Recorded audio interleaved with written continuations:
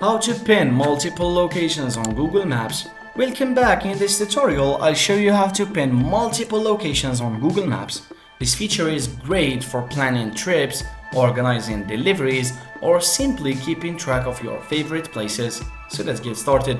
First, open Google Maps on your computer or mobile device. If you're using a computer, go to maps.google.com. For mobile, open the Google Maps app. Now, let's search for your first location. Type the name or address in the search bar and hit enter or tap search. Once the location appears, click or tap on it to bring up the info box. And here you'll see an option to save. So click on it to save the location to one of your lists. Repeat this process for each location you want to pin. You can create a new list specifically for your pins by selecting create a new list when saving. Give your list a name and all your pinned locations will be stored there for easy access. To view your pinned locations, go back to the main menu in Google Maps.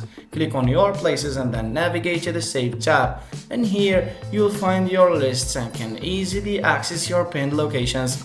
And that's it. You've successfully pinned multiple locations on Google Maps. If you found this tutorial helpful, please like and subscribe for more tips. Happy exploring. Thanks for watching, and I'll see you in the next video.